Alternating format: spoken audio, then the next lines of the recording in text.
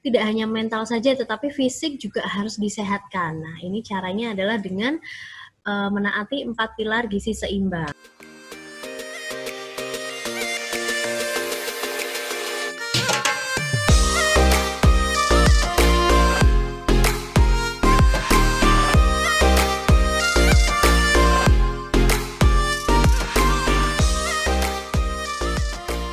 Assalamualaikum warahmatullahi wabarakatuh. Selamat datang. Waalaikumsalam warahmatullahi wabarakatuh. Selamat datang kepada para peserta webinar kali ini dan semangat pagi. Pagi. Baik, terima kasih Bapak dan Ibu yang telah bergabung dan terima kasih juga kepada dua narasumber kita kali ini. Kita akan segera memulai webinar ke-30 dari Sharing is Caring Telkom Group. Webinar kali ini berjudul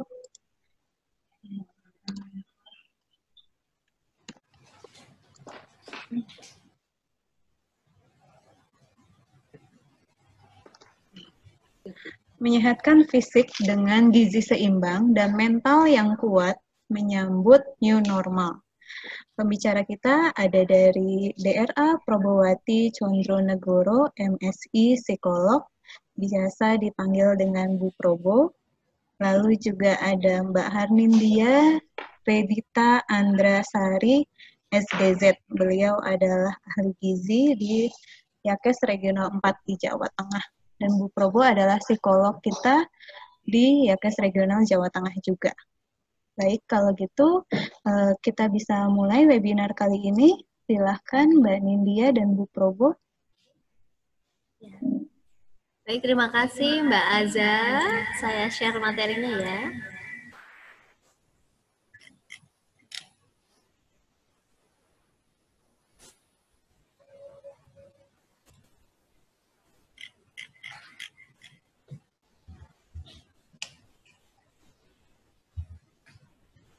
Ya, baik, materi yang pertama akan disampaikan oleh Bu Probo. Dipersilakan.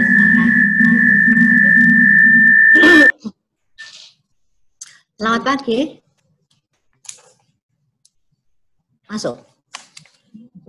Masuk suaranya Ibu.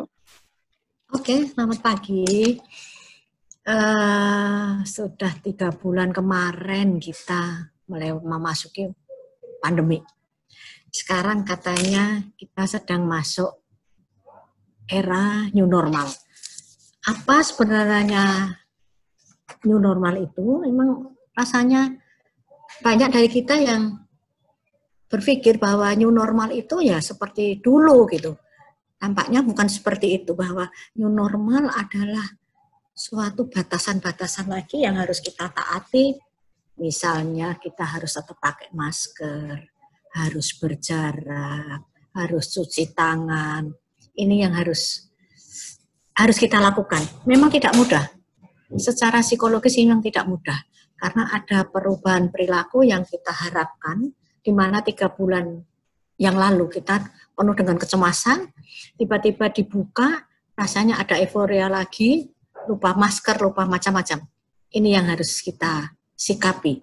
Jadi tetap lakukan semua itu. Protokol harus tetap kita lakukan. New normal di situ. Bukan berarti normal seperti sebelum ada pandemi. Jadi masker sudah harus menjadi teman kita, cuci tangan harus menjadi teman kita juga harus tetap berjarak. Itu yang new normal. Kita tidak boleh bergerombol, kita bisa berjauhan, gitu, bisa saling melambaikan tangan. Ini yang harus kita sikap. Memang itu tidak mudah, tetapi harus, karena memang secara psikologi perubahan perilaku itu memerlukan waktu. Tapi untuk menyikapi hal itu ada 3 hal dari psikologi, apa sih yang harus kita persiapkan. Ada 3 fase psikologi secara manusia dalam menghadapi situasi new normal itu. Ada tahap penerimaan, ada tahap adaptasi, kemudian ada tahap implementasi. Masing-masing itu harus kita hadapi. Apa yang disebut tahap penerimaan itu? Kayak apa sih penerimaannya itu? Pada tahap ini, seseorang akan merasakan semacam perubahan besar dalam hidupnya. Yang dulu pulang dari kantor, ibu-ibu, ada putranya kecil bisa memeluk, sekarang nanti dulu. Pasti gitu, seperti itu. Dan itu tidak mudah. Karena anak-anak merasa ditolak, mereka belum tahu. Kemudian jika sebelumnya kita menjalankan aktivitas dengan bebas beramai-ramai, tanpa perlu menjaga jarak, kini kita dipaksa harus mengurangi jumlah perkumpulan dan selalu menjaga jarak. Jadi kalau misalnya kita pulang kantor biasanya makan-makan bersama, sekarang boleh makan bersama tapi berjarak, gitu kan? Inilah salah satu kondisi yang perlu kita terima. Sebab apabila kita tidak menerimanya, kita akan nekat terus seperti itu dan maka penyebaran virus ini tidak bisa kita kendalikan. Ini semakin meluas sehingga membuat kita repot. Jadi yang 3 bulan kemarin itu menjadi sia-sia begitu. Kemudian tahap yang kedua, fase adaptasi. Fase ini di mana kita belajar untuk mengatasi kondisi yang baru. Yang dulunya ketemu langsung peluk cipika-cipiki, sekarang hai tahan dulu gitu. Hanya bagaimana kita menyikapi itu dalam pergaulan, terutama dalam rumah. Kemudian kalau ada pertanyaan, kalau suami istri dekatan boleh apa enggak ya gitu. Ya boleh sih, tetapi ya dalam tanda petik ada batasnya. Kita kemarin ada joke dari teman-teman. Kalau Bapak Ibu sedang melakukan kewajiban, kan nggak berjarak gitu. Dilakukan apa enggak? Kata itu musibah katanya. Tetap harus dilakukan seperti itu. Jadi tahap adaptasi terjadi karena adanya tuntutan hidup yang harus dipenuhi. Maka kita akan berusaha beradaptasi untuk kita bertahan hidup meski ada pandemi ini. Kita bertahan dengan beradaptasi dengan situasi yang baru, yang dulunya situasi sebelum ada pandemi merdeka, kemudian penuh dengan pembatasan-batasan yang penuh kecemasan karena kita belum mengenal selama 3 bulan kalau tidak salah. Kemudian sekarang mulai ada kelonggaran, new normal karena ibaratnya kalau kemarin kita dipegang, sekarang dibuka, euforia terjadi di mana-mana, kita lupa pakai masker, kita lupa berjarak, ini yang bahaya di sini. Jadi kita tidak boleh, kalau orang Jawa kita tidak boleh leno. Di sini kita harus tetap menjaga jarak, tetap ada budaya baru, dan budaya baru ini terus-menerus ini yang harus kita perbaiki. Lanjut. Kemudian tahap implementasi. Tahap ini kita menerapkan apa yang kita pelajari sebagai kondisi tersebut. Kita sudah belajar dari pandemi, kemudian new normal. Bagaimana new normal ini kita pelajari, selalu berganti new normalnya terus berjalan. Jadi bukan normal yang sekejap aja, normal terus begitu. Begitu fase manusia untuk melewatinya dan menerima sampai terus kita pakai, sehingga masalah ini menjadi milik kita, bahwa rasanya kok aku nggak pakai masker kok malu ya gitu, rasanya kalau aku nggak bawa cuci tangan kok malu ya, kalau rasanya saya ngobrol berdekatan kok rasanya bergerombol malu ya. Ini yang perlu ada edukasi, perlu kita terapkan pada diri kita masing-masing, karena kalau kita masing-masing bisa menjaga diri, mau tidak mau, lingkungan juga akan bisa menjaga diri seperti itu. Karena ayo kita mengedukasi, masing-masing mengedukasi diri kita dulu, sehingga semua akan kita saling mengingat, hei maskernya mana, cuci tangan belum. Ini yang menjadi budaya baru untuk kita, harus kita lakukan, supaya kita menjadi oke. Kemudian lanjut. Ada 5 poin yang penting untuk melakukan fase-fase tersebut. Yang pertama, pasti rasa bersyukur. Bahwa kita bersyukur masih bisa sehat, masih bisa hidup, masih bisa menikmati macam bersyukur. Selalu ucapan syukur itu. Ya, kita diberi kesehatan, kita masih bisa bertemu, masih bisa ngobrol, masih macam-macam dalam situasi yang nggak gampang ini. ini akan memberikan dampak yang positif karena dengan adanya rasa bersyukur, rasa bahagia, autoimun kita akan terbentuk, kita menjadi lebih kuat. Kita bisa tersenyum, bisa menyapa teman dengan tertawa, tapi yang pasti senyum dan tertawanya harus ada objeknya. Kalau nggak ada objeknya, waduh, gitu ya. Kemudian yang kedua, kita fokus pada hal yang bisa saat ini dilakukan. Saat ini saya mengerjakan pekerjaan saya dengan tekun, dengan baik apa yang menjadi tugas kita, dengan protokol yang ada. Tidak usah memikirkan yang belum pasti. Aduh, seandainya saya. Jadi tolong kata-kata seandainya di sini dibuang, dijauhkan. Jangan seandainya. Ayo kita fokus dulu apa yang bisa kita kerjakan saat ini. Kita kerjakan semaksimal kita bisa, kita kerjakan dengan rasa bersyukur. Ini membantu kita. Kemudian fase ketiga, pada fokus-fokus yang bisa dikendalikan. Jadi bukan pada hal yang tidak bisa dijangkau oleh orang awam. Misalnya, kapan sih vaksinnya nih jadi? Kapan sih kan? Ya, ini kan kita awam tidak ngerti. Sedang biarlah itu ahlinya yang berpikir, yang ada ahlinya yang membuat. Ayo, kita tetap pada fokus pada diri kita sendiri. Yang tadi kita kerjakan, kita tidak bisa mengerti kapan itu. Kemudian fase keempat, menyesuaikan dengan target, dengan kemampuan. Saya kalau habis ini, saya akan mengerjakan ini. Saya harus mengerjakan ini. Jadi, jangan memasang target yang terlalu tinggi. Saat ini, ibaratnya kalau kita Senin, ya cobalah berpikir Selasa sampai Rabu aja. Atau kalau kita misalnya kita berdiri, tangan kita menjangkau itu ya sebatas itu, kita tidak bisa lompat jatuh nanti. Jadi kita harus menunjukkan dengan target dengan situasi yang ada pada kita. Kemudian ada fase yang kelima, itu fase istirahat. Kita harus ada relaksasi pasti. Bagaimana cara relaksasi saat mungkin kita belum pandai menyesuaikan diri dengan situasi, kita relaksasi. Mudah aja, menarik nafas, tahan 7 hitungan, kemudian lepaskan pelan-pelan. Sebelum kita turun dari tempat tidur, sebelum kita sholat, sebelum kita berdoa, lakukan itu.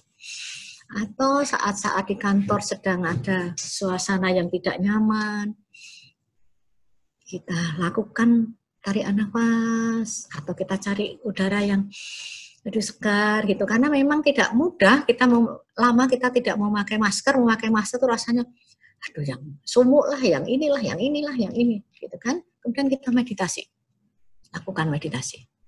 Yang terakhir yang pasti berdoa. Kita selalu berdoa, mohon pada Tuhan bahwa kita diberi kekuatan, kita diberi kesehatan, kita diberi lingkungan yang bersih, kita masih bisa melanjutkan perjalanan hidup kita, bisa melaksanakan tugas-tugas kita yang belum kita selesaikan. Gitu, ya. Jadi 5 poin ini penting yang harus kita lakukan fase-fase yang secara bertahap. Relax. Garis besarnya adalah kita harus relax, kita harus bahagia. Gitu. Lanjut. Oke. Bagaimana cara kita menangkis kecemasan sosial pasca normal ini? Yang pertama, kita kembali ke bersosialisasi perlahan. Kita mencoba yang kemarin kita, aduh kalau ada tamu, jangan bertamu ke tempatku lah, nanti gitu kan. Kalau ketemu anaknya dimasukkan ke kamar, nggak boleh ketemu. Situasi, ayo kita mulai perlahan keluar, kita mulai menyapa teman-teman kita, apalagi yang kemarin bekerja di rumah, sekarang mulai keluar pelan-pelan. Kita jalin kembali komunikasi kita yang kemarin mungkin sempat terhambat. Kemudian visualisasikan situasi di kepala kita, banyak. Aduh, enaknya ya kalau saya berbayangan ketemu teman, bisa ngobrol lagi, tetap berjarak, tetap pakai protokol. Jadi ada bayangan bahwa saya akan happy, ini yang selalu kita tanamkan kepada pikiran kita. Bagikan rasa cemas pada teman, ngobrol dengan teman.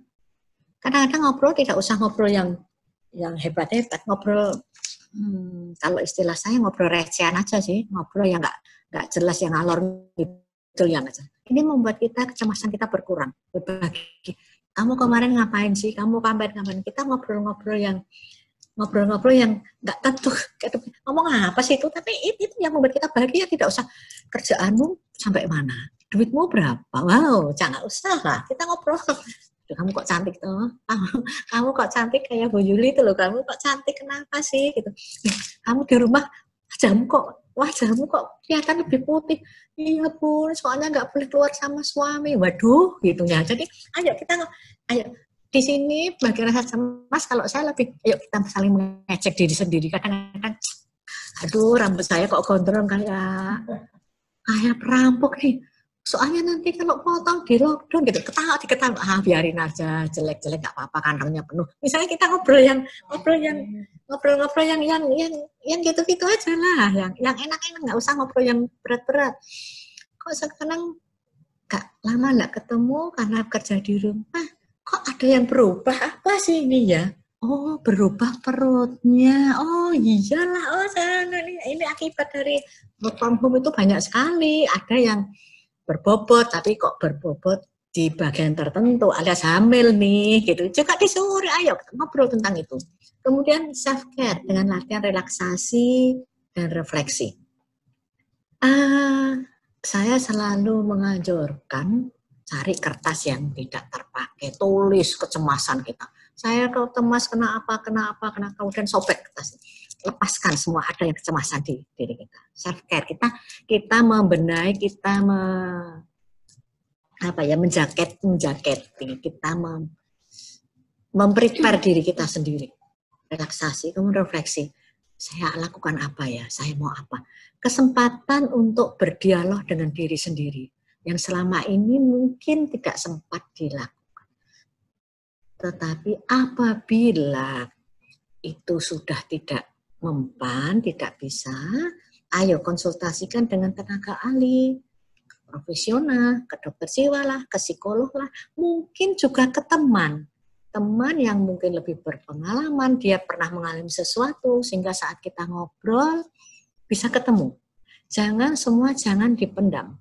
Karena dalam situasi seperti ini yang penting adalah bagaimana kita happy. Karena happy itu tidak dijual di apotek, karena bahagia itu tidak ada di apotek, diciptakan, ayo kita buat sendiri. Bagaimana kita menyikapi situasi ini dengan cara yang positif. Ini yang harus kita tekankan. Obat-obat sih, oke, obat-obat. Tetapi yang penting adalah bagaimana kita autoimun kita ini kita bentuk supaya kita siap menghadapi semuanya. Yes, lanjut.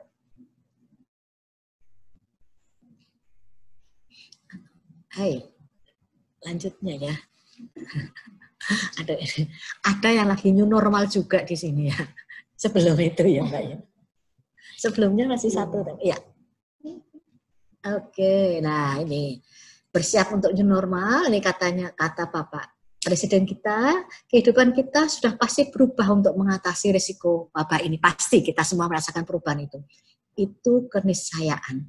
Itulah yang oleh banyak orang sebagai new normal atau tatanan kehidupan baru. Ini milik kita. Ayo kita sama-sama, kita pakai protokol, kita lakukan dengan senang hati, sehingga apa-apa yang kita tampilkan tidak ada yang merasa keberatan, sehingga kita bisa bergaul seperti semula. Tetap dengan protokol yang ada. Oke, begitu? Terima kasih.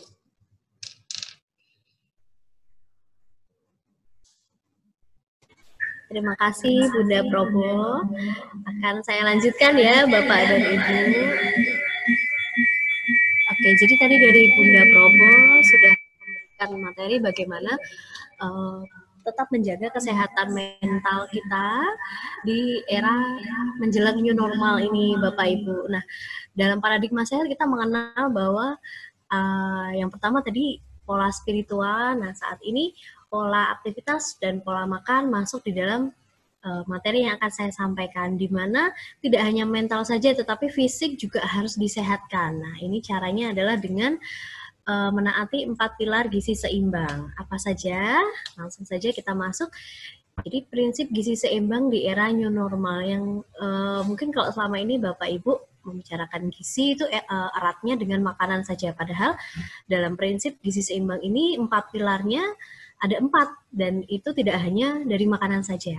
Nah, kita masuk yang pilar pertama yaitu konsumsi pangan beraneka ragam. Nomor 1 memang pangan ya Bapak dan Ibu, tetapi pangan ini tidak bisa berdiri sendiri untuk mewujudkan gizi seimbang. Ada pilar yang kedua yaitu membiasakan perilaku hidup bersih, melakukan aktivitas fisik, dan mempertahankan serta memantau berat badan normal. Nah, yang pertama yaitu mengkonsumsi makanan yang beraneka ragam. Saat ini mungkin Bapak Ibu sudah sangat sering mendapatkan informasi kalau new normal mencegah corona, makan ini, makan itu, makan ini, makan itu, seperti itu ya, atau malah tidak boleh makan ini, tidak boleh makan itu, hanya makan ini, hanya makan itu. Nah, benarkah seperti itu? Nah, makanan yang beraneka ragam ini memang membentuk gizi seimbang. Jadi keanekaragaman pangan ini masuk di dalam jumlah jenis pangan dan proporsi makanan yang seimbangnya. Jadi tidak hanya satu makanan saja, karena nggak ada satu jenis makanan yang mempunyai kandungan zat gizi yang lengkap kecuali ASI ya. Kalau ASI kan untuk bayi yang berumur 0-6 bulan. Nah, setelah itu, setelah berumur lebih dari 6 bulan, tidak bisa hanya terpenuhi kebutuhan gizinya dari hanya satu jenis makanan. Dan tidak ada juga yang dinamakan superfood atau makanan yang istilahnya super. Dia memiliki kandungan yang lebih dari yang lain. Itu tidak betul juga, kurang betul, karena makanan-makanan yang ada di sekitar kita yang sudah diciptakan oleh Tuhan ini semuanya saling melengkapi. Nah, apakah beragam saja tidak cukup? Nah, proporsinya, keseimbangannya juga harus kita jaga. Jadi jumlah yang cukup, tidak terlalu banyak, tidak terlalu sedikit, sesuai dengan prinsip keseimbangan energi. Jadi memang segala sesuatu yang berlebihan itu pasti menimbulkan efek yang tidak baik. Jadi berlebihan maupun kurang pasti akan menimbulkan efek yang kurang baik. Jadi memang proporsinya harus seimbang sesuai dengan kebutuhan tubuh. Kemudian kalau membicarakan konsumsi pangan, untuk mendapatkannya pasti belanja dulu ya Bapak dan Ibu ya. Nah, ini kita urai kembali untuk bagaimana sih untuk berbelanja di era new normal ini, bagaimana sih kita menyiapkan makanan kita, bagaimana kita menjamin makanan kita itu nantinya akan menjadi makanan yang bergizi dan bermanfaat. Nah, ini sebelum berbelanja perlu diperhatikan bahwa tidak perlu berlebihan. Di sini maksudnya adalah tidak perlu membeli istilahnya makanan-makanan yang tidak perlu, hindari lapar mata seperti itu.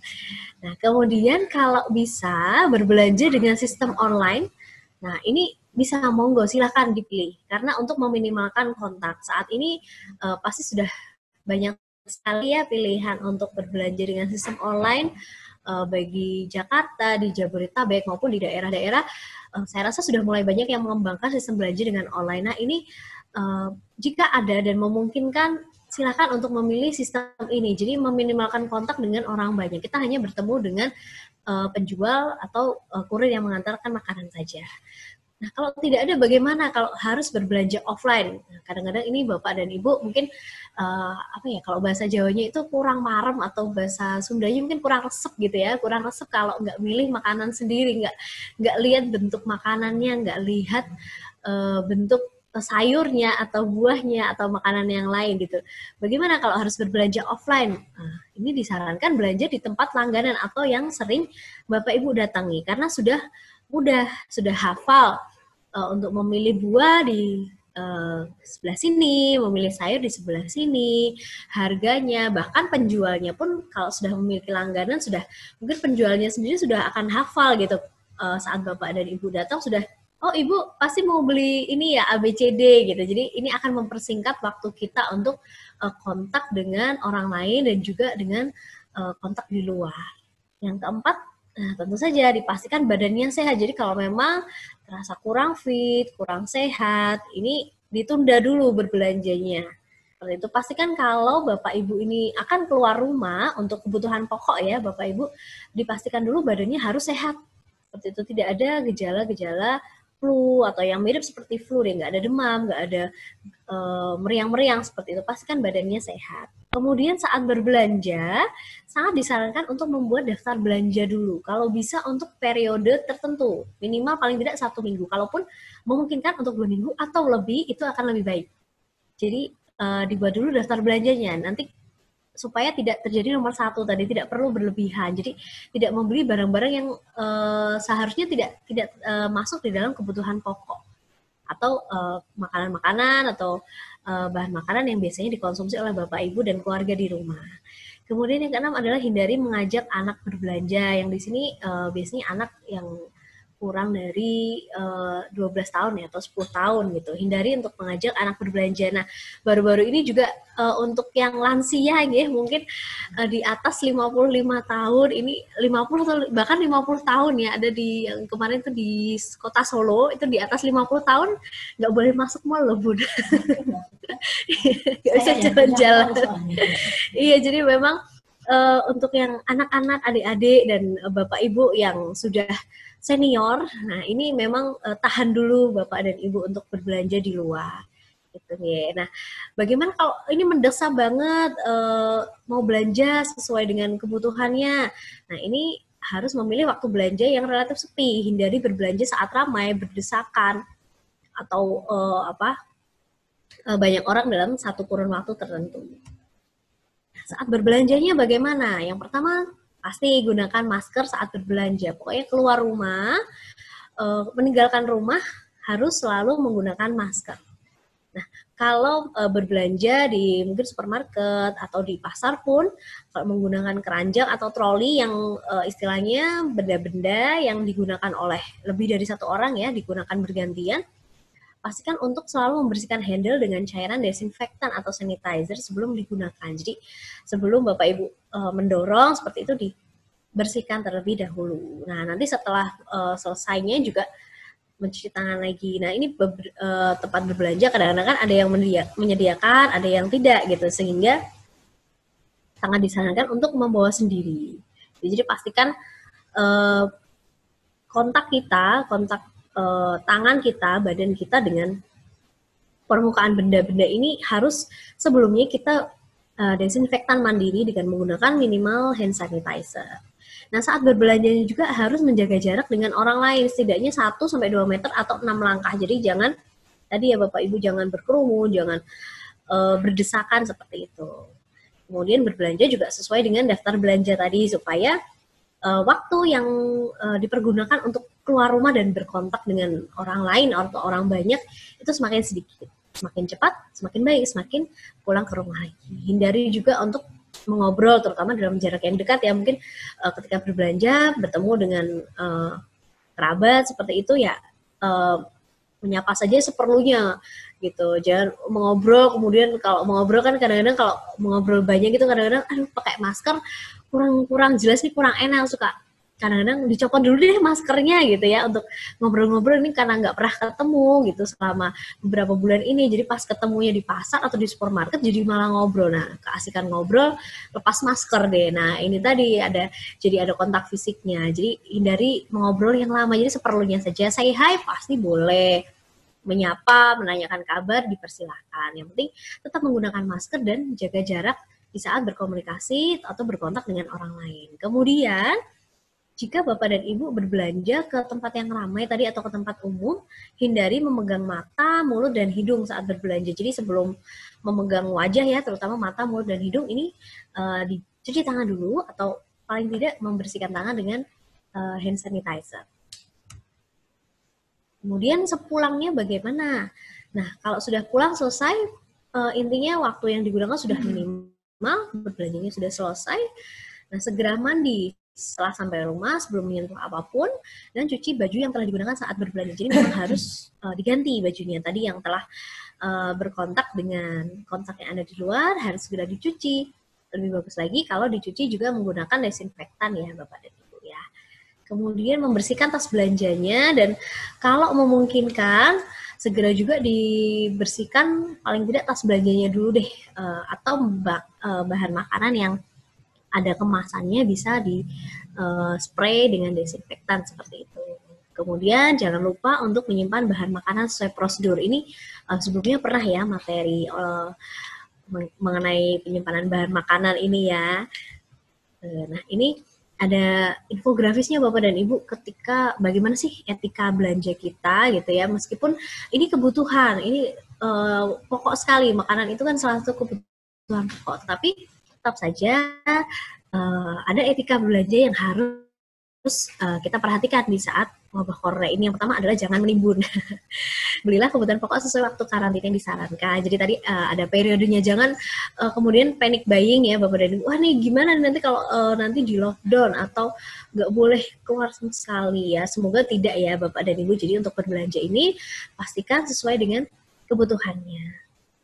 Kemudian jaga jarak sudah pasti. Nah tadi tetap ramah ya, tetap pakai masker ini nggak kelihatan juga muka kita. Tapi jangan lupa kan mata tetap bisa berbicara gitu ya Bun ya, bisa dari mata kita sudah kelihatan kok ekspresi kita ketika kita tersenyum pasti ekspresi wajah dari mata ini sudah terlihat gitu, tetap bisa menyapa orang, jangan khawatir. Kemudian kalau pengen penasaran nih belanja mungkin produk yang baru atau mencoba produk yang lain dari yang biasanya, dilihat dulu, paling tidak meminimalkan menyentuh barang-barang yang kalau di supermarket atau di pasar yang barang-barang yang di display. Jadi dilihat dulu deh, apalagi kalau buah-buahan, sayur gitu ya, terlihat dari penampilan visualnya sudah bagus nih, seger gitu. Nah, baru Bapak Ibu sudah yakin untuk membeli, baru untuk memegangnya. Kemudian peduli sesama ya, kalau ini monggo saat ini sudah banyak sekali program-program maupun organisasi-organisasi yang sangat membantu kita untuk bisa berbagi dengan saudara-saudara kita yang lain. Kemudian membawa tas sendiri. Nah ini sekarang rata-rata ya sebagian besar di supermarket atau bahkan di pasar pun kadang-kadang ada nih pedagang yang udah modern sekali. Jadi tidak memberikan tas plastik atau kita harus membawa tas sendiri ya, yang ramah lingkungan. Nah, tas ini kan kita bisa mencuci dan bisa dipergunakan kembali. Kemudian jangan lupa selalu cuci tangan saat tiba kembali di rumah, atau kalau tadi habis dari supermarket ya, misalnya memegang barang-barang, memegang troli, nah setelah itu kita harus cuci tangan lagi. Kemudian sebisa mungkin menghindari uang tunai, jadi menggunakan uang elektronik gitu sebisa mungkin untuk menghindari kontak tangan dan juga kontak dari uang tadi. Tadi pilar yang pertama ya Bapak dan Ibu mengenai pangan yang beraneka ragam dan bagaimana cara kita untuk bisa menghadirkan pangan yang beraneka ragam tersebut. Kemudian pilar yang kedua dari prinsip gizi seimbang adalah membiasakan perilaku hidup bersih. Nah, tadi untuk makanan mungkin istilahnya sudah sangat sering Bapak dan Ibu mendengar vitamin, mendengar mineral, mendengar protein, karbohidrat, dan kawan-kawannya dan keluarga besarnya ya. Tetapi kalau tidak membiasakan perilaku hidup bersih, apalah artinya tadi? Makanan-makanan yang bergizi tadi jadi tidak berarti. Nah, apa saja yang biasanya perilaku hidup bersih ini kenapa harus sangat kita perhatikan? Karena memang keterpaparan dari sumber infeksi COVID-19 ini dari penularannya adalah karena kurang dari perilaku hidup bersih. Makanya sekarang sangat-sangat dianjurkan tadi untuk segala kegiatan kita harus cuci tangan. Karena memang kesadaran untuk cuci tangan sebelumnya rendah. Nah, kita ambil sisi positifnya juga dari infeksi adanya COVID-19 ini, mulai banyak yang sadar akan pentingnya cuci tangan. Jadi kalau di rumah-rumah ya, di komplek-komplek gitu, sekarang saya melihat sudah banyak masing-masing RT atau bahkan masing-masing rumah sudah menyediakan seperti tempat gitu ya di depan rumah mereka untuk cuci tangan. Jadi sebelum masuk rumah sudah memastikan diri untuk cuci tangan terlebih dahulu. Nah, juga kurang gizi. Nah, kurang gizi ini kalau dibilang kurang sebenarnya tidak juga, karena gizi yang tidak seimbang itu lebih tepatnya disebut malnutrisi. Jadi ada yang kurang, ada yang lebih. Nah, kalau gizi yang kurang ini juga meningkatkan risiko infeksi COVID-19. Begitupun gizi lebih juga akan meningkatkan risiko infeksi COVID-19. Nah, nanti bagaimana dengan infeksinya? Kalau kurang dari perilaku hidup bersih, terpapar dari COVID-19 ini, nah akibatnya juga nafsu makannya menurun, pastinya metabolismenya, padahal metabolisme meningkat sehingga kehilangan zat gizi dan cairan yang menjadi cadangan di dalam tubuh. Yang paling mudah untuk perilaku hidup bersih di dalam era new normal ini adalah tentu saja cuci tangan ya, bersihkan tangan sebelum memegang wajah. Jadi memang kita harus sangat menghindari bagian tadi ya, mata, mulut, hidung. Nah ini yang ada selaput apa sih namanya, yang ada mukosanya seperti itu. Bersihkan tangannya sebelum memegang wajah, terutama 3 organ tadi. Bersihkan dengan sabun cair atau hand rub. Nah, kemudian jangan lupa dikeringkan dengan tisu. Ketika bersin atau batuk, nah ini kalau pas mungkin di rumah ya, atau di kantor mungkin Bapak dan Ibu pas di kantor kok ngap nih kayaknya pakai masker, pengen saya lepas sebentar, kena angin AC sedikit gitu, kok geli nih pengen bersin, nah atau batuk gitu ya, mungkin pas makan gitu kena bumbu yang pedas gitu, kok pengen batuk, nah jangan lupa untuk menutup hidung dan mulut. Nah disarankannya menggunakan bagian dalam lengan, jadi tidak memakai tisu seperti ini karena nanti takutnya dari tisu nanti kita masih lupa nih untuk memegang wajah. Jadi disarankan seperti ini, menggunakan bagian lengan yang di daerah dalam. Kemudian pastikan juga menggunakan masker ya, baik kalau dulu nih pertama-pertama COVID ya, masker ini hanya untuk tenaga kesehatan gini. Nah ternyata seiring berkembangnya pandemi ini, semua orang harus memakai masker karena kita tidak tahu ya Bapak dan Ibu ya, siapa yang membawa virus, siapa yang sehat gitu. Nah, orang yang sehat pun bisa tertular, apalagi yang sakit. Jadi, terutama untuk Bapak dan Ibu yang sedang ada gangguan pernafasan seperti pilek, atau Bapak dan Ibu yang memiliki sakit asma gitu, harus selalu menggunakan masker. Kemudian mematuhi petunjuk keamanan makanan. Nah, ini untuk Bapak dan Ibu nih yang punya bisnis untuk makanan. Ya. Pastikan juga kebersihannya pada saat mengolah makanannya. Nah, kemudian pilihan yang ketiga adalah melakukan aktivitas fisik. Nah, aktivitas fisik ini juga penting karena untuk penyeimbangan asupan dan pengeluaran zat gizi, terutamanya energi. Paling tidak dilakukan selama 30 menit per hari atau 3 sampai 5 hari dalam seminggu, 150 menit dalam 1 minggu untuk memperlancar sistem metabolisme tubuh. Nah, ini bagaimana aktivitas fisiknya yang disarankan? Jadi, lakukan olahraga yang tepat dan benar, jangan memaksakan diri. Nah, bisa Bapak Ibu mengikuti kegiatan-kegiatan yang dilakukan oleh Yakas Fitness Center nih. Nah, ini masing-masing regional sudah ada jadwal kegiatannya, monggo kita ikuti bersama-sama ya Bapak dan Ibu ya. Kalau regional 4 di hari Jumat, kami ada kelas terapeutik bersama Mas Ari Pamuji, monggo. Nanti akan kami share di hari Jumat. Kemudian kebersihan di lingkungan olahraganya juga harus dijaga. Nah, ini yang disarankan saat ini adalah untuk berolahraga di rumah saja.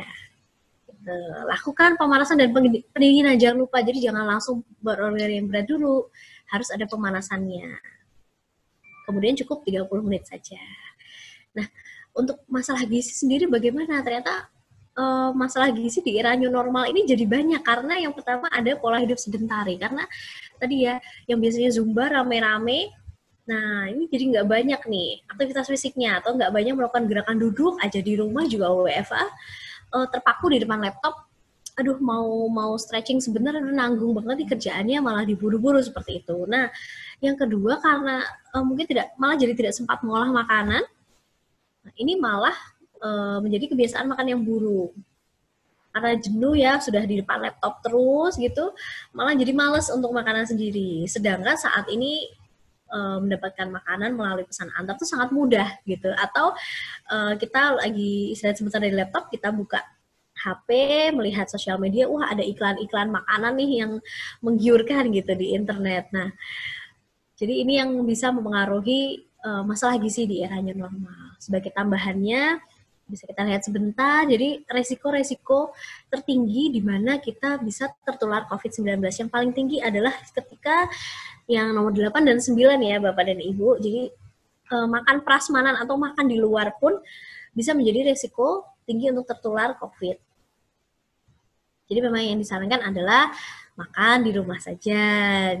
Membeli makanan pun juga harus memperhatikan kontak fisik yang kita lakukan terhadap kurir atau penjual makanannya dan memastikan makanan tersebut memang bersih secara pengolahannya. Atau pada saat kita beli juga bukan yang berdesak-desakan atau berjalan seperti itu. Nah, bagaimana nih tadi ada masalah gizi, obesitas nih, gemuk tapi tempat tertentu tok, perutnya jadi gendut karena jarang olahraga seperti itu. Nah, kalau obesitas, yang disebut obesitas adalah ketika indeks massa tubuhnya lebih dari 30 kilogram per meter kuadrat. Masih ingat ya Bapak dan Ibu ya cara menghitung IMT, kita hitung dari berat badan dibagi dengan tinggi badan di dalam meter yang dikuadratkan. Normalnya adalah 22 atau 23, maksimal deh 23, paling maksimal. Ketika lebih dari 23, ini harus mulai olahraga lagi. Nah, ini tadi mungkin Bapak dan Ibu sudah hafal ya, tapi tidak ada salahnya kita refresh lagi nih. Apa saja sih untuk menangkal, untuk memperkuat imunitas kita di masa new normal ini? Kan katanya nanti sudah new normal ya, semua sudah pembatasan-pembatasan sudah tidak seperti yang kemarin-kemarin gitu. Kita bisa kerja bareng lagi, bisa beraktivitas di luar lagi. Nah, untuk menyambut itu, kita kan tadi tidak tahu ya orang-orang yang membawa virus siapa, atau yang sakit siapa, yang sehat siapa, kita tidak tahu. Nah, yang bisa kita lakukan adalah meningkatkan kekebalan tubuh kita melalui konsumsi makanan yang bergizi. Yang pertama adalah protein pastinya, untuk memproduksi sel imun untuk meningkatkan kemampuan menangkal infeksi. Sumbernya ini sudah hafal ya, dari daging, dari ayam, ikan, telur. Nah, tidak hanya yang hewani, nabati pun juga sangat berperan di sini. Tahu, tempe pun kandungan proteinnya sudah bagus untuk memproduksi sel imun tubuh. Kemudian asam lemak omega 3 sebagai antiinflamasi atau anti peradangan. Nah, perannya adalah meningkatkan mekanisme pertahanan tubuh, namanya saja antiinflamasi atau anti peradangan. Nah, ini mencegah infeksi pastinya. Kalau kebalikannya, yang pro untuk inflamasi atau bisa meningkatkan resiko peradangan atau inflamasi adalah asam lemak omega 6. Ini biasanya nih datangnya dari makanan-makanan goreng. Jadi memang sebisa mungkin kalau Bapak dan Ibu nih menyediakan makanan sendiri atau membeli makanan sendiri, memang disarankan yang tinggi asam lemak omega 3 dibanding omega 6-nya. Kemudian seratnya. Nah, serat ini sangat penting Bapak dan Ibu karena untuk menjaga saluran pencernaan. Serat sebagai prebiotik. Dia nanti bekerja sama dengan bakteri baik prebiotik, makanannya probiotik atau bakteri baik. Nah, semakin banyak bakteri baik di saluran cerna, ini akan membantu pengeluaran toksik.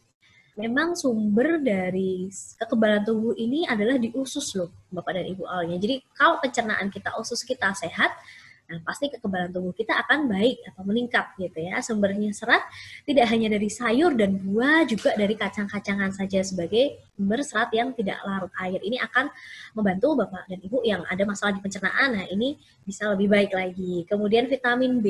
Nah, vitamin B ini adalah stimulasi dari sel T dan fagosit atau sel kekebalan tubuh. Nah, sel kekebalan tubuh ini kan banyak nih keluarganya. Salah satunya adalah sel T, sel B, dan fagosit. Nah, vitamin B ini membantu cara respon menjaga respon antibodi tadi. Kemudian vitamin B ini juga dia sebagai prekursor atau membantu sistem metabolisme kita. Jadi ketika pembentukan energi dari makanan kita, nah vitamin B, terutama B1 ini dia yang akan membantu bagaimana energi yang telah dihasilkan oleh tubuh kita melalui metabolisme pencernaan itu bisa terdistribusi secara maksimal. Sumbernya ikan. Nah, ini bisa Bapak Ibu simak di sini ya, sumbernya sangat banyak. Nah, ini makanan-makanan ini tadi seperti ikan. Ternyata ikan ini selain protein, dia juga asam lemak omega 3, dia juga ada vitamin B. Jadi memang tidak ada satu makanan yang dia mengandung banyak ya semua. Jadi kita tetap harus melengkapi dengan makanan yang lain. Kemudian dari keluarga vitamin, nah ini sudah hafal sekali ya, untuk antioksidan dan pemulihan inflamasi. Sumbernya vitaminnya yang sangat berperan adalah vitamin A, C, dan E. Sumbernya dari buah-buahan, sayuran juga merupakan sumber vitamin A, C, dan E. Kemudian dari mineral yang sangat membantu untuk mendukung sistem imun adalah seng dan selenium. Nah, ini lagi-lagi sumbernya juga nggak jauh-jauh dari makanan kita sehari-hari, kacang-kacangan, hati ayam, keju. Nah, ini juga mengandung zinc dan selenium. Jadi sebenarnya nggak ada salahnya mengkonsumsi keju seperti itu. Tetapi perlu diingat tadi keseimbangan energi adalah dari proporsi jenis dan jumlahnya. Jadi kalau jenisnya sudah kita tentukan, jumlahnya juga jangan sampai berlebihan. Kemudian yang Vitamin yang selanjutnya adalah vitamin K. Nah, ini mempercepat pemulihan pada area tubuh yang terinfeksi dan terluka. Jadi, kalau misalnya jatuh atau terkena luka gitu ya di rumah gitu, lagi beres-beresin rumah, ada yang luka gitu. Nah, untuk mempercepat pemulihannya dibantu dengan vitamin K. Nah, ini sumber-sumbernya banyak dari sayur-sayuran dan juga dari kacang-kacangan. Nah, seperti kacang edamame ini sudah sering ya dikonsumsi. Nah, ini sangat baik. Selain rendah lemak jenuh, juga bisa membantu mempercepat pemulihan area tubuh yang terinfeksi dan terluka. Baik, dari kami sekian. Saya kembalikan ke Mbak Aza. Oke, baik. Terima kasih Ibu Probo dan Mbak Nindya. Pemaparannya sangat lengkap ya dari sisi psikologis maupun dari sisi gizi. Baik, pertanyaannya kita ke yang raise hand dulu mungkin ya Bun. Belum ada ini yang raise hand, baiklah kita ke Q&A. Iya, Bu Probo. Ya. Ini oleh yang berwenang istilah new normal ini diganti dengan adaptasi gitu Bun. Mohon dijelaskan mungkin perbedaan new normal dengan adaptasi. Terima kasih. Begini, kalau new normal itu situasinya kan, situasi kita new normal. Tetapi yang adaptasi ya, yang adaptasi bagaimana kita beradaptasi dengan new normal itu. Jadi kita bukan new normal, tapi kita beradaptasi pada normal. Jadi kehidupan kita ini disesuaikan dengan kondisi sekarang new normal. Itu maksud saya. Oke? Ya. Jadi menyesuaikan ya Bu Iya. ya. Jadi kita beradaptasi kan. Tapi kalau new normal kan situasi kita situasi new normal. Tapi kita beradaptasi seperti itu, gitu kan? Kita harus bisa beradaptasi dengan new normal. Bukan kita yang new normal, tapi perilaku kita itu bisa beradaptasi dengan situasi new normal. Istilahnya pemakaiannya berbeda. Iya, sudah menjawab ya. Oke, yang kita masih yang ke Q&A dulu, sudah ada yang raise sebentar ya. Oke. Dari Bapak Isu Panggino dari Yogyakarta. Selamat siang Bapak, terima kasih pertanyaannya. Ini agak berat nih Bun pertanyaannya Bun. Ini begini Bun, tuntutan hidup itu kan harus dipenuhi, sedangkan sekarang mencari nafkah atau penghasilan itu kan dibatasi, bahkan mungkin di beberapa tempat ada yang kurang beruntung ya Bun ya, mungkin saudara-saudaranya ada yang harus dikurangi gitu pekerjanya seperti itu. Bagaimana nih Bun untuk mengatasi seperti ini nih Bun? Mungkin bagaimana kalau kita memiliki saudara-saudara atau kerabat yang di dalam kondisi seperti itu gitu, mungkin seperti itu ya Pak Isu ya. Kondisi yang tidak mudah, tetapi kita harus bisa. Ini adaptasi new normal lagi. Bagaimana kita harus kreatif memanfaatkan situasi seperti ini. Karena ini kan kita alami semua. Inilah saatnya kita mungkin membuat kue lah atau apalah, karena memang semua seperti ini kita lakukan. Kreativitas kita yang ditantang supaya kita tetap survive dengan cara sesuai dengan kemampuan kita masing-masing, sesuai dengan situasi kita masing-masing, tapi harus dilakukan. Kita harus mulai cari ide. Karena memang namanya juga situasi yang perubahan yang kita tidak kira. Tapi biasanya saat situasi mendesak seperti ini, ide-ide muncul kok. Jangan lupa kita selalu bersyukur bahwa apapun yang terjadi, kita masih ada kesehatan. Kita hadapi semua ini bersama-sama, karena ini bukan masalah pribadi, tapi masalah kita semua. Begitu ya Bapak ya. Tidak mudah Bapak, tetapi harus kita lakukan. Oke? Iya, jadi memang dari sisi yang istilahnya kalau diambil positifnya gitu ya Bun, memang kreativitas ini kayaknya semakin meningkat ya Bun, semakin banyak bisnis-bisnis yang sebelumnya nggak ada. Saya dengar aja, saya pernah lihat di Instagram tuh Bun, masker aja Bun, dulu kayaknya siapa sih yang mau jualan masker, beli masker, sekarang jualan masker yang ada gambarnya lucu-lucu, omsetnya aja bisa sampai puluhan juta. Nah ini memang menjadi masker harganya juga, ya. Masker harganya juga ada yang 500.000, ada 1 juta. Muncul bisnis-bisnis atau penampilan yang sebelumnya tuh nggak ada gitu. Memang kita tetap diambil sisi yang positifnya ya. Kita harus tetap memandang posisi positif dari pandemi ini. Iya, betul. Insya Allah cepat berlalu. Amin. Baik, dari yang raise hand dulu Bu, sudah ada yang raise hand dari Pak Budi Sutrisno. Dipersilakan Bapak. Selamat siang dokter dan Ibu psikolog. Ya. Selamat siang Bu dokter dan Bu psikolog. Ada yang saya ingin tanyakan, ada beberapa hal. Yang Bapak? Pertama tentang new era atau new normal ini.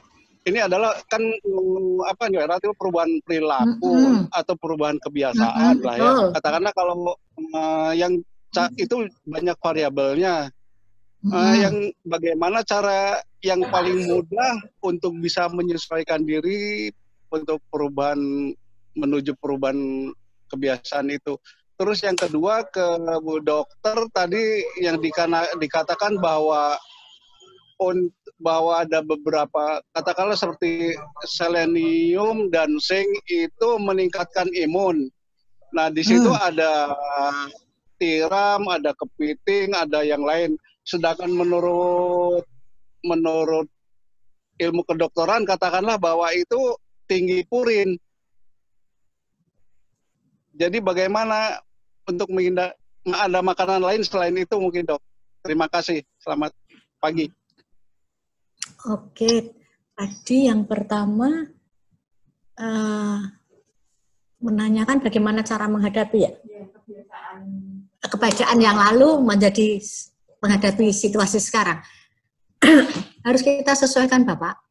Bagaimana ada protokol yang harus ditaati, masker, jaga jarak, cuci tangan, ini yang harus kita. Memang tidak mudah, tetapi pelan-pelan harus kita lakukan. Kalau kita lihat orang timur, sebenarnya cuci tangan itu kan sudah kebudayaan orang timur. Kita makan pakai tangan, pasti cuci tangan dulu. Tapi ini kan sudah lama dilupakan. Sebenarnya ajaran-ajaran ini sudah lama kita punyai, hanya terlupakan. Sekarang kita kembali ke sana lagi. Kita jaga jarak juga kan, kita jaga jarak, kemudian kita pakai masker, mungkin nggak ada dulu, nggak ada sih memang. Tapi perubahan ini tetap harus kita lakukan, tidak bisa seperti membalikkan tangan memang. Tapi pelan-pelan ke arah sana harus kita lakukan. Karena nanti kita tidak tahu ini selesai kapan, tapi protokol ini harus kita patuhi sehingga ini new normal, bahwa kita sekarang mungkin suatu hari masker itu kalau nggak pakai masker akan menjadi malu. Sekarang pun kan kayaknya juga sudah seperti itu. Monggo, kita latih pelan-pelan. Kita mulai dari diri kita sendiri dulu, Bapak. Kalau diri kita sendiri bisa, puji Tuhan, insya Allah yang lain mungkin kita punya anak, punya cucu, punya istri, punya suami, akan mengikuti pola kita. Kita menjadi starter pertama untuk menjadi mulai merubah perilaku kita. Memang tidak mudah, tetapi harus. Begitu Pak Budi? Nggih, matur nuwun. Sami-sami Pak. Melanjutkan ya Pak Budi.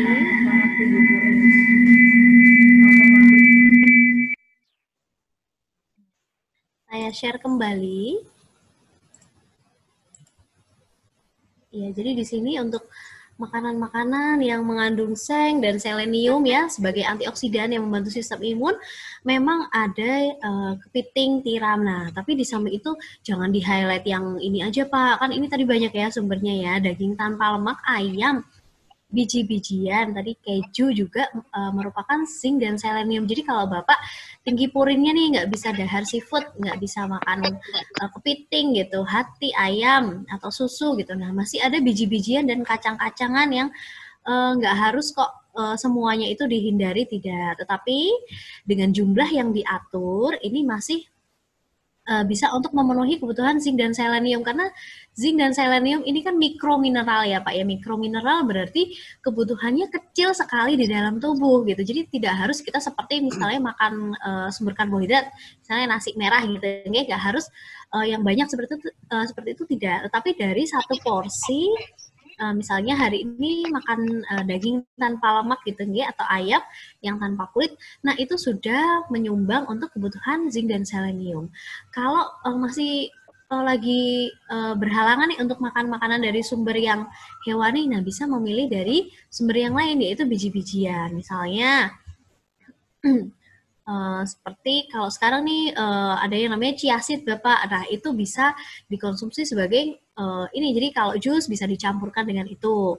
Kemudian kalau kacang-kacangan, kacang kedelai mengandung purin tinggi ya gitu, katanya takutnya kalau makan tempe nanti kakinya sakit gitu. Nah ini perlu dikonsultasikan kembali ke dokter atau ke ahli gizi terdekat nih Bapak. Jadi berapa sih kadar purin Bapak? Nah nanti kemudian akan diatur bagaimana cara untuk tetap memenuhi makanan-makanan yang, kalau di sini yang disorot berarti yang protein ya Pak ya, karena yang bongkahan besarnya adalah kandungan proteinnya daripada zinc dan seleniumnya. Kalau zinc dan seleniumnya sebagai antioksidan yang mendukung sistem imun, ini bisa dibantu dari sumber lain, yaitu dari sumber vitamin. Misalnya yang atasnya nih Pak, sumber vitamin A, C, dan E dari buah dan sayur-sayuran yang tidak bertentangan dengan diet rendah purin. Nah ini bisa untuk membantu kebutuhan kita akan antioksidan. Jadi kalaupun dipenuhi juga jumlahnya kan kecil zinc dan selenium ini, jadi tidak harus dari makanan-makanan seperti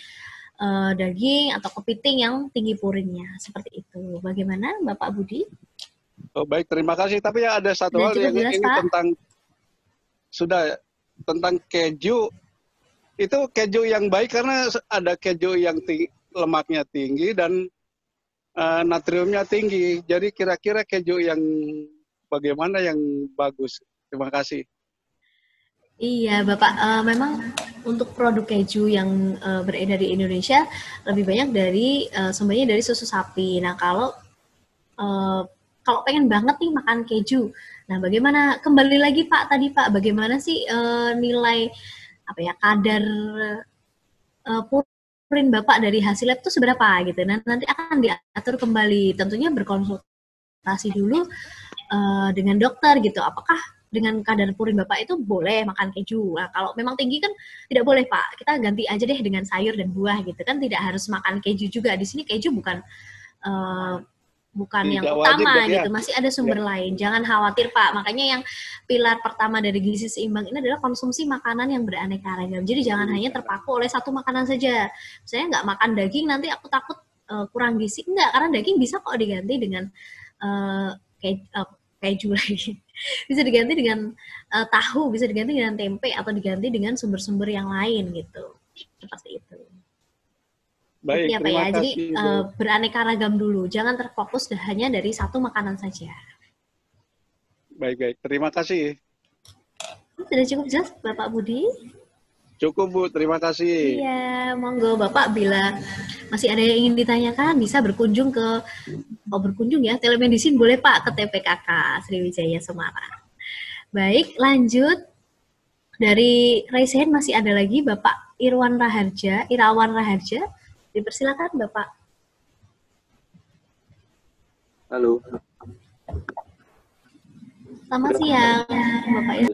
Semangat pagi Dr. Harindia, Ibu Prabowo. Iya. Saya mau nanya, ini udah ini sebagian dari gizi, sebagian dari psikologi juga nih. Gimana sih kira-kira Bu caranya mengingatkan istri untuk menerapkan pola makan yang sehat dan seimbang?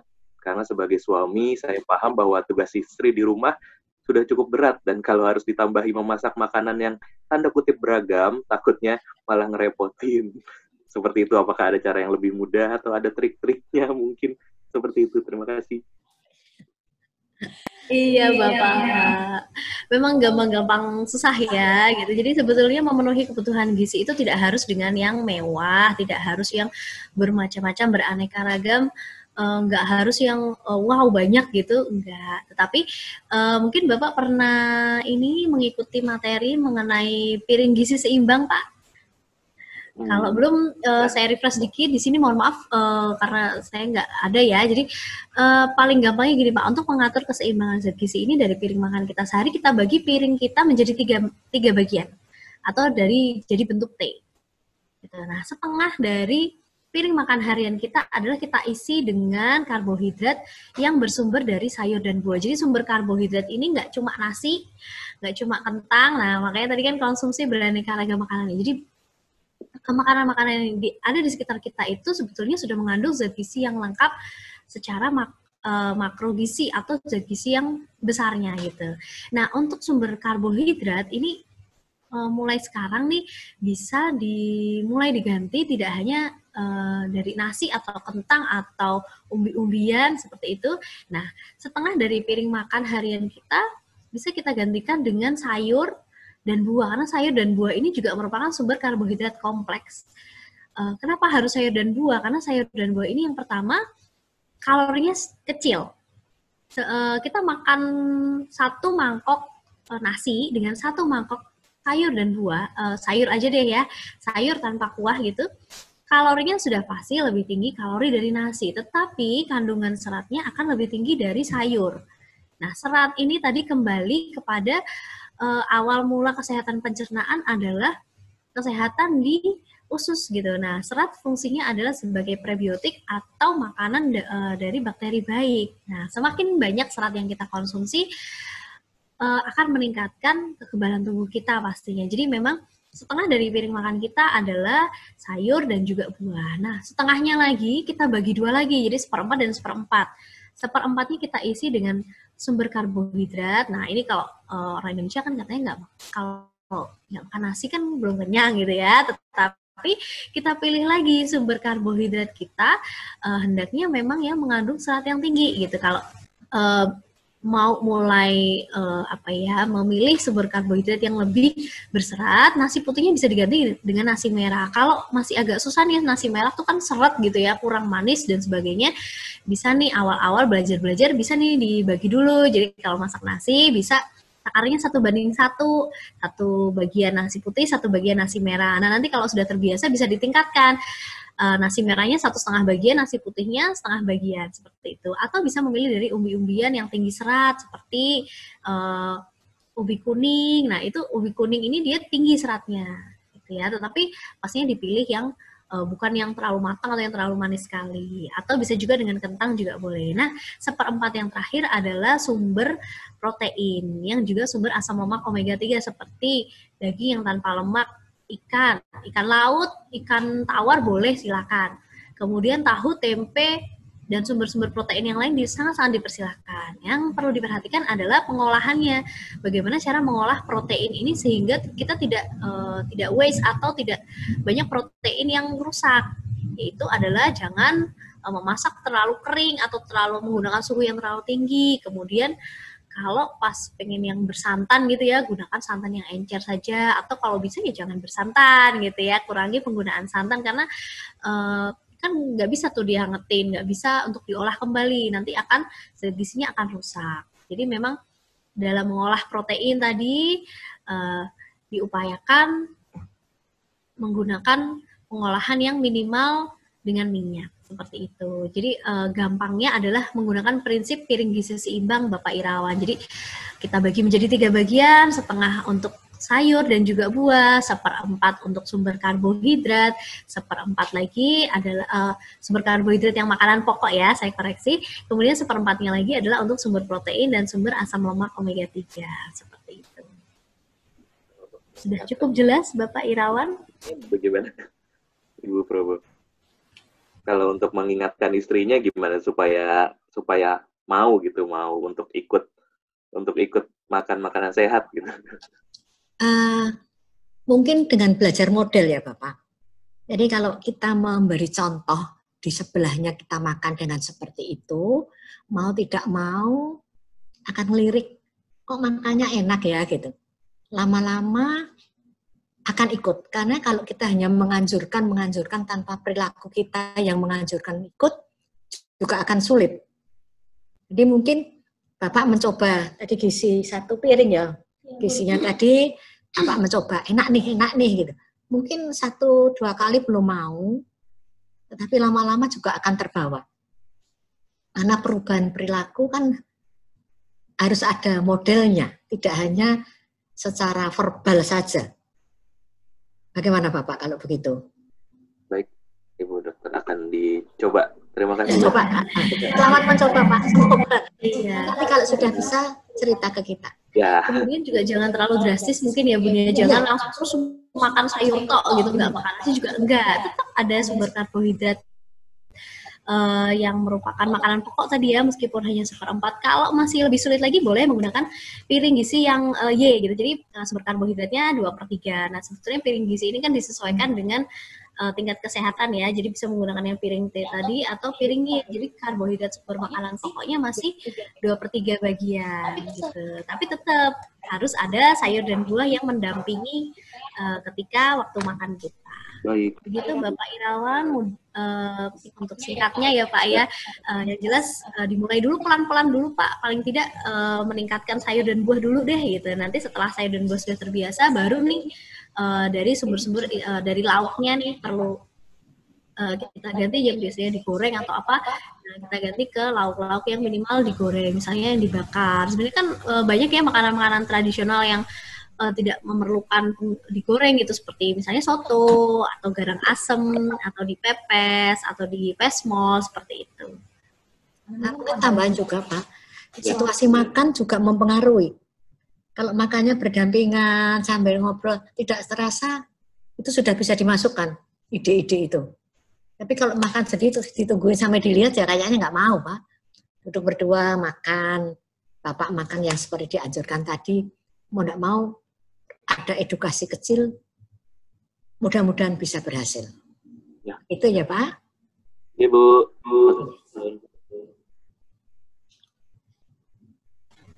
Oke, baik. Kita ke Q dan E dulu ya. Sambil mendengarkan jawaban Q dan E, Bapak dan Ibu silakan untuk mengisi polling untuk saran-saran dan feedback webinar dari Yakas Telkom. Langsung ke pertanyaan dari Ibu Noviana. Selamat pagi Bu, saya mau bertanya bagaimana cara menangani kecemasan ketika menjalani WFO pengalaman 1 minggu WFO.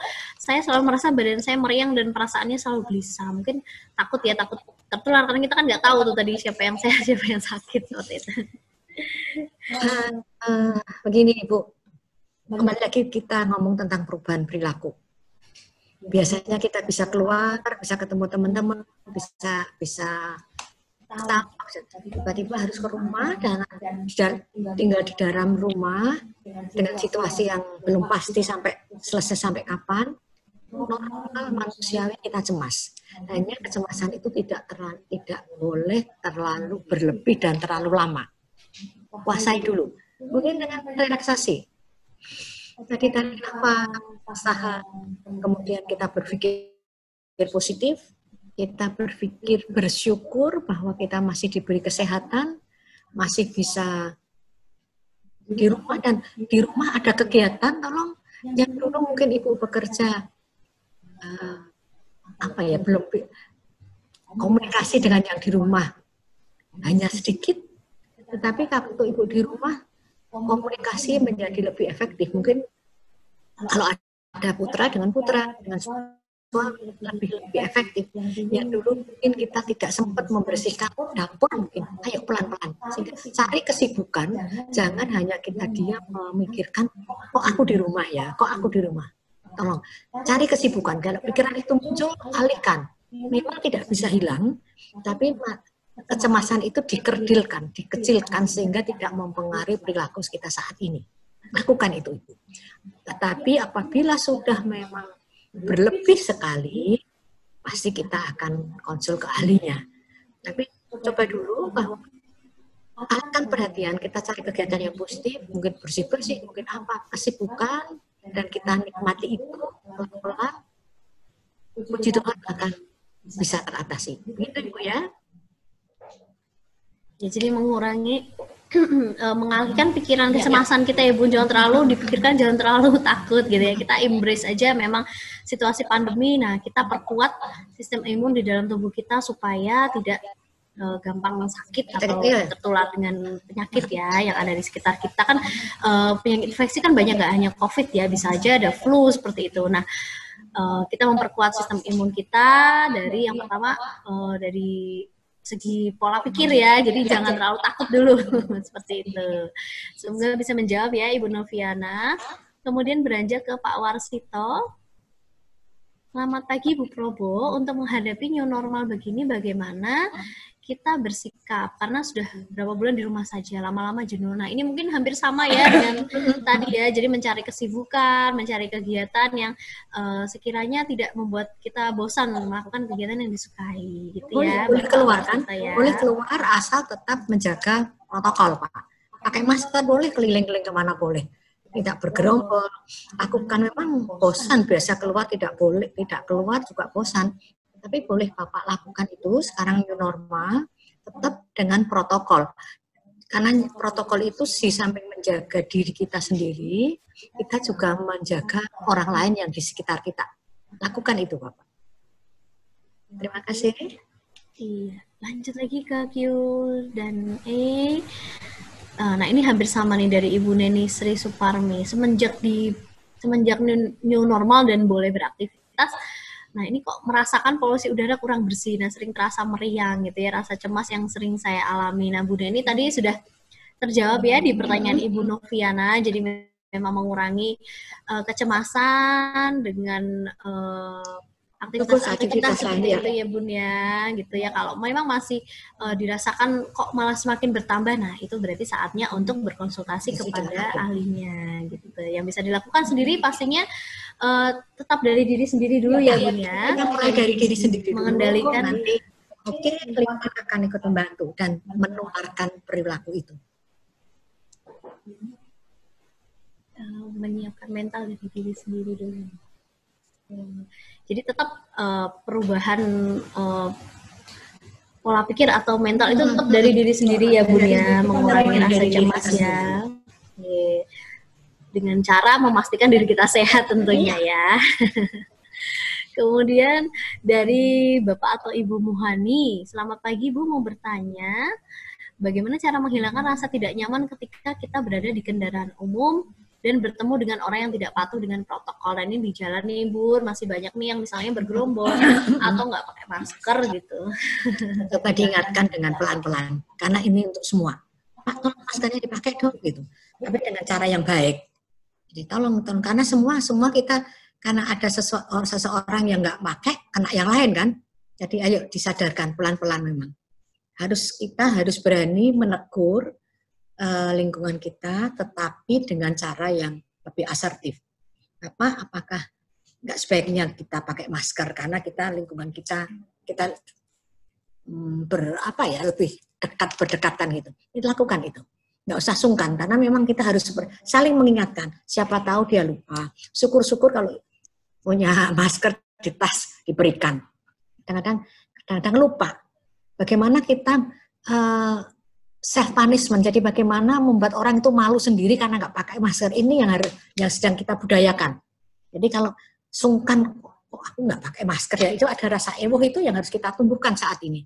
Kok saya bergerombol, bagaimana supaya kita tidak bergerombol? Ini yang ada rasa pengendalian diri sendiri, ini yang diupayakan secara psikologi itu pelan-pelan, karena tidak bisa drastis. Harus seperti nggak bisa. Pelan-pelan, dengan mengamati, dengan belajar, pelan-pelan. Dan pasti bisa. Oke?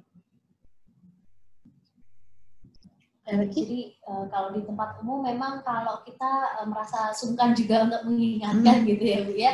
Tadi bisa ya Bun, salah satu caranya adalah kita menyediakan masker gitu ya, paling tidak masker yang bedah gitu kan. Kita berikan gitu. Ya. Mas, tolong dipakai gitu ya. Kalau nggak bawa ini gitu, mungkin orang akan sungkan, iya. Makanya ini bagaimana membuat orang sungkan ini kan. Kalau masih mengelak ya sudah, kita ingatkan aja ya. Kita yang pergi. Kita yang pergi. Yang penting kita sudah berusaha ya Bu ya untuk mengajak sekitar kita gitu. Baik. Kemudian dari Pak Kurniawan, selamat pagi Bu. Oh, ini saya nih. Saya sejak puasa sudah melakukan defisit kalori dan alhamdulillah BB sudah turun lumayan banyak. Masih konsumsi karbohidrat dengan jumlah terbatas untuk banyak protein dan sayur. Namun di sisi lain saya khawatir akan ada dampak terhadap imunitas saya. Apakah ada saran terkait dengan makanan yang harus saya konsumsi tanpa khawatir surplus kalori? Nah, kembali lagi Bapak Kurniawan bahwa ketika Bapak ingin melakukan pengaturan pola makan, jadi diet yang dinamakan diet ini nggak hanya turun berat badan, bukan. Jadi diet ini adalah merupakan pengaturan pola makan dengan tujuan yang ingin dicapai. Salah satunya yang menurunkan berat badan ya. Nah, untuk pengaturan pola makan ini yang pertama kali harus kita ketahui adalah kebutuhan harian kita. Untuk melakukan defisit kalori pun pastinya Bapak sudah melakukan, sudah tahu dong kebutuhan kalorinya berapa. Kalau belum, dari mana Bapak bisa menentukan Bapak sudah defisit kalori ya kan? Nah, saran saya adalah yang pertama berkonsultasi dengan Bapak ada gejala gangguan kesehatan utamanya. Kemudian jika ada maupun tidak ada, nanti dari dokter akan memberikan saran terlebih dahulu yang baik seperti apa. Apakah Bapak memang harus melakukan diet defisit kalori ini, atau Bapak cukup dengan gizi seimbang saja, cukup dengan mengatur pola makannya saja sesuai dengan piring gizi seimbang tadi, seperti itu. Jadi yang pertama dilakukan adalah berkonsultasi dulu kepada ahlinya, apakah diet yang akan Bapak lakukan ini sudah sesuai dengan kondisi tubuh Bapak, seperti itu. Nah, kalau khawatir surplus kalori, nah, ini harus bertemu juga nih dengan ahli gizi, jadi harus mengetahui dulu berapa kebutuhan kalori atau energi hariannya. Nah, nanti dari situ akan tahu kalau defisit itu berapa, kalau surplus itu berapa. Sebelumnya saran dulu nih dari dokter terkait kondisi kesehatan ya. Karena di sini saya kurang tahu nih apakah Bapak ada kondisi kesehatan khusus yang harus diperhatikan gitu. Misalnya apakah ada alergi, apakah ada riwayat-riwayat kesehatan sebelumnya, seperti itu ya Pak ya. Untuk imunitas insya Allah kalau konsumsi makanan dengan pilihan seperti sayur, protein sudah cukup terbantu Pak, tinggal bagaimana jumlahnya tadi gitu. Apakah memang defisit tadi itu memang betul-betul defisit atau sudah sesuai? Nah, itu harus berkonsultasi lagi Pak dengan ahlinya, seperti itu. Itu ya Pak ya yang bisa saya sarankan.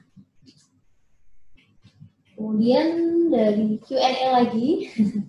Selamat pagi, hari ini aja Pak, nggak pakai dokter. Saya ahli gizi. Jadi di sini Pak Warsito mau bertanya, protein saya tinggi, padahal tiap hari makan tahu tempe. Tahu tempe proteinnya tinggi. Berapa takaran yang harus saya konsumsi? Nah ini mohon maaf nih Pak, yang Bapak maksud dengan proteinnya tinggi bagaimana ya Pak ya? Apakah Bapak memang ada pembatasan terhadap zat gizi protein seperti itu atau purin? Nah ini memang kembali lagi seperti dari Pak Kurniawan tadi, berkonsultasi dulu Pak dengan dokter terkait kondisi kesehatannya. Kalau ini lebih jelas tentunya adalah dengan melakukan pemeriksaan laboratorium, jadi tahu nanti nilai apa ya yang tinggi, atau purinnya tinggi, asam uratnya tinggi, atau mungkin ada kondisi gangguan di ginjal seperti itu. Nah memang harus berkonsultasi dulu. Kalau seperti ini saya mohon maaf nih Pak kurang mengerti, jadi dari riwayatnya apa gitu. Nah kalau untuk protein takaran yang dikonsumsi setiap hari ini adalah 15% dari kebutuhan energi harian totalnya. Jadi kalau misalnya nih, kalau untuk orang sehat, angka kecukupan gizi di Indonesia adalah 2000 kalori untuk orang sehat ya. Saya harap orang itu juga sehat. Jadi 15% dari 2000 berapa tuh? Sekitar 300 ya, 300 kalori dibagi lagi menjadi 4. Nah, 300 dibagi 4, 75 gram. Jadi paling tidak kalau kondisi Bapak istilahnya normal ya, tidak ada pembatasan terhadap protein, harus memenuhi 75 gram. Protein tersebut 75 gram ini bukan berarti dagingnya 75 gram, bukan. Tapi 75 gram ini sudah total semua protein yang terkandung di dalam makanan nih. Misalnya nih daging 1 potong itu proteinnya berapa ya? Daging satu potong itu sekitar 5-10 gram proteinnya ya, bukan berat dagingnya. Seperti itu. Jadi memang harus konsumsi makanan yang beraneka ragam tadi, seperti dari golongan karbohidrat kan juga ada sumber proteinnya. Nah, itu bisa membantu memenuhi kebutuhan protein hariannya. Jadi 15% dari kebutuhan energi harian dibagi lagi dengan 4. Nanti akan kita tahu berapa gram protein yang harus kita asup untuk memenuhi kebutuhan harian.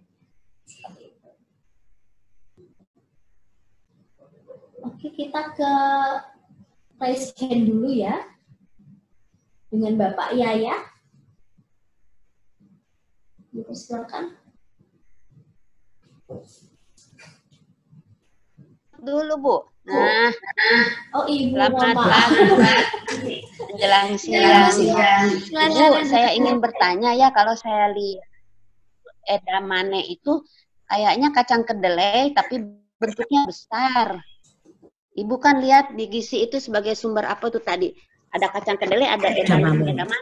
Jadi apa bedanya, Bu, antara kacang kedelai dengan edamame? Iya, Ibu, kalau boleh saya menjawab nih, Bu. Untuk jenis-jenis secara detailnya, saya belum mengetahui, Bu. Tapi kalau kacang kedelai dan edamame sebetulnya itu satu jenis ya, sama-sama dari golongan kedelai. Cuma mungkin dari segi spesies atau segi kalau ini sih yang lebih tahu dari yang pertanian nih, Bu. Saya ini jujur aja nih kurang tahu nih. Jadi kalau dari jenisnya mereka sama-sama aja, sama dengan kacang kedelai. Cuman dari varietasnya, nah edamame ini berbeda seperti itu. Kalau kandungan gizinya ya hampir sama dengan kacang kedelai pada umumnya yang kita kenal nih, yang kita olah menjadi tempe dan tahu ya, Bu. Cuman memang edamame ini dia kan lebih enak nih kalau dikonsumsi nggak diolah gitu. Beda dengan kacang kedelai yang kalau di Indonesia kita olah menjadi tahu dan tempe gitu ya. Nah, kalau kita makan kacang kedelai yang istilahnya lokal itu kan kurang enak nih kalau nggak dikonsumsi, selain kalau nggak diolah menjadi tahu ataupun tempe gitu. Nah, selain itu kalau kacang kedelai yang biasa kita kenal, yang di Indonesia kita kenal, memang dia secara ini HP ya nih. Secara zat gizinya, nah itu secara proteinnya akan lebih bagus ketika sudah diolah dalam proses fermentasi, misalnya tempe. Seperti jadi itu. Tempe dan tahu gitu. Nah, kalau sedangkan edamame ini secara varietas dia memang lebih bagus ketika dikonsumsi secara langsung seperti itu. Jadi yang bisa saya sampaikan seperti itu, Ibu, bedanya. Bagaimana, Ibu? Apakah sudah cukup menjawab? Iya, jadi varietasnya aja yang beda. Ibu Yaya? Varietas yang beda barangkali enak sih. Halo? Ibu Yaya? Bu. Kiranya sudah kecil sekali suaranya. Varietasnya aja yang beda barangkali ya, Bu ya. Iya, betul, Ibu.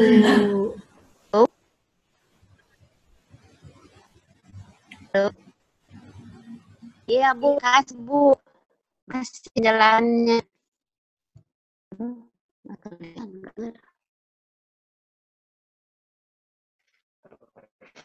Beratnya aja ya, biasanya. Tuh, kedengeran.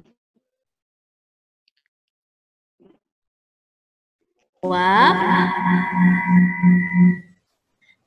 Minta izin untuk ke penanya selanjutnya ya, Ibu Yaya ya. Sudah cukup jelas ya, Bu ya? Baik. Untuk yang raise hand selanjutnya Bapak Sukarman.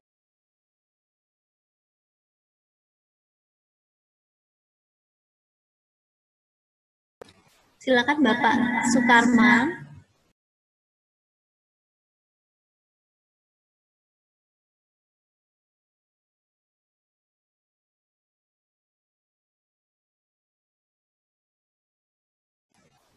Boleh di-unmute Bapak Sukarman.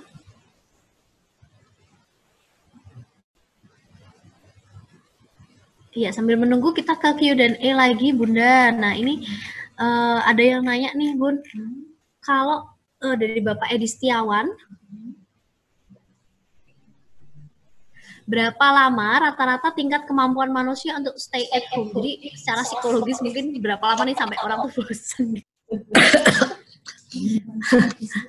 Pak, tidak, kayaknya sih kita tidak bisa menentukan tiap orang itu seberapa tahannya, karena tiap manusia memiliki daya tahan yang berbeda-beda. Yang pasti, kita harus mencari kesibukan, karena ini kan sesuatu perubahan, mencari kesibukan untuk biar tidak bosan di rumah. Semakin kita kreatif, semakin kita menyenangkan untuk tinggal di rumah. Mungkin membuat apa, atau pekerjaan apa, atau merapikan apa yang dulu tidak sempat dilakukan. Semakin banyak kegiatan, tampaknya semakin oke. Tetapi ya memang tiap orang berbeda-beda kemampuannya dan lingkungannya juga berbeda-beda. Secara umum pasti ada suatu kejenuhan. Jadi kalau sudah jenuh, kita cari kegiatan lain. Mungkin kita bisa pakai WA sama teman, video call sama teman, tetap komunikasi tetap berjalan. Ini juga salah satu bentuk untuk mengurangi kebosanan. Perubahan perilaku yang dulunya tidak sempat terfikirkan menjadi, oh ya saya belum.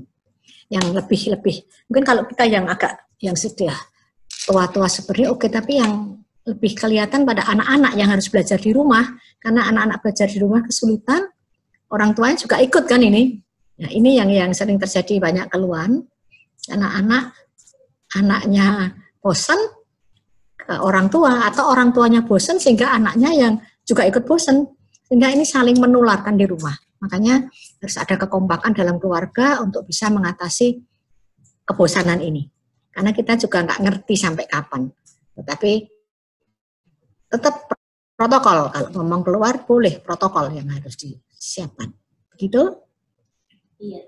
Iya, terima kasih Bunda. Jadi pada dasarnya tidak ada standarnya Bun, karena manusia kan berbeda-beda gitu ya. Baik, satu pertanyaan lagi. Ini untuk pertanyaan kan ini sangat banyak ya Bapak dan Ibu. Mohon maaf kita karena keterbatasan waktu memang kita pilih ya, karena juga ini banyak yang sama nih pertanyaannya gitu.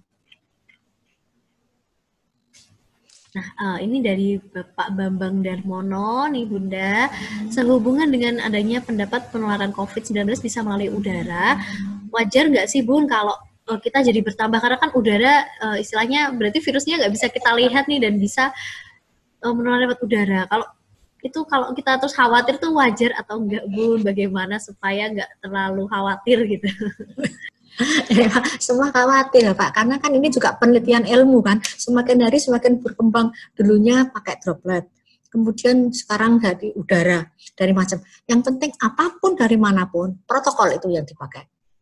Pakai masker yang dianjurkan. Mungkin kalau keluar pakai masker medis, mungkin kalau di rumah pakai masker kain, rangkap 2, rangkap 3, oke lah. Tapi kalau keluar harus pakai masker yang medis itu. Jadi tetap dilakukan. Karena kita juga nggak ngerti apakah di udara para ahli pun masih ada beda pendapat. Apakah udara ini berterbangan di sekitar kita juga nggak ngerti karena nggak kelihatan. Tetapi kalau kita prepare untuk diri kita sendiri, kita meminimalkan resiko. Itu yang pasti. Karena musuh kita tidak kelihatan. Ini banyak yang datang ke saya karena mereka merasa musuhnya nggak kelihatan ini. Tapi kalau musuh biar nggak kelihatan, tapi kalau kita waspada jaga diri itu musuhnya nggak akan datang, kan begitu aja. Kita tidak bisa mengatur lingkungan, membatasi bahwa saya tidak terpapar, tapi saya bisa menjaga diri kita. Itu kata kuncinya. Kita jaga diri kita pakai autoimun kita lengkapi, baju kita, masker, semua kita lakukan, oke, itu aja. Karena kita juga tidak bisa melihat virusnya sudah dekat berapa meter ya, ini enggak juga kan. Tetap berjarak yang pasti. Berjarak, cuci tangan, macam-macam itu yang kita lakukan. Begitu Bapak. Terima kasih. Oke. Jadi memang harus mempersiapkan ya Bu, karena nggak bisa lihat ya sudah, yang bisa kita lakukan adalah waspada dari diri sendiri. Baik, Terima kasih Bunda Probo. Ini pertanyaan-pertanyaannya. Nanti yang belum terjawab, nanti akan kami jawab. Tetap kami jawab, Bapak dan Ibu jangan khawatir. Nanti akan di-share melalui Yakes Mobile. Oh, dan juga bisa di-share melalui internet. Nanti tetap akan kami share untuk pertanyaan-pertanyaan yang belum terjawab. Baik, sudah selesai materi dan juga tanya jawab dari saya maupun Bunda Probo. Monggo Bunda Probo bisa memberikan closing statement kesimpulan kita pada hari ini. Apapun yang terjadi, kita tetap waspada, kita prepare untuk diri kita sendiri, tetap jaga protokol apa yang harus dianjurkan, karena di era new normal ini kita harus bisa beradaptasi dengan situasi yang baru. Bukan berarti new normal itu seperti sebelum terjadi pandemi, enggak. Sekarang ada perilaku baru yang harus selalu kita rubah supaya kita bisa beradaptasi dengan lingkungan dengan baik. Oke, begitu. Iya, Bu. Jadi tetap yang pertama dipersiapkan dari diri sendiri ya, yaitu menjaga supaya agar tetap mengurangi tadi rasa cemas, rasa was-was dan khawatir gitu ya. Mental kita harus sehat dulu. Selain mental juga fisik juga harus sehat dengan memastikan kita mengkonsumsi makanan-makanan yang bergizi dan mematuhi tadi 4 pilar gizi seimbang untuk bisa membantu meningkatkan kesehatan dan juga imunitas. Terima kasih dari kami Regional 4. Saya kembalikan ke Mbak Azza. Oke, baik. Terima kasih banyak Ibu Probo dan Mbak Nindya. Benar banget ya. Jadi new normal adalah adaptasi karena kita masih hidup berdampingan nih dengan virus corona, dengan penyakit COVID-19. Jadi protokol kesehatan dan imunitas itu tetap harus dijaga, ditingkatkan justru ya. Dan tetap di rumah aja kalau kita tidak perlu keluar rumah.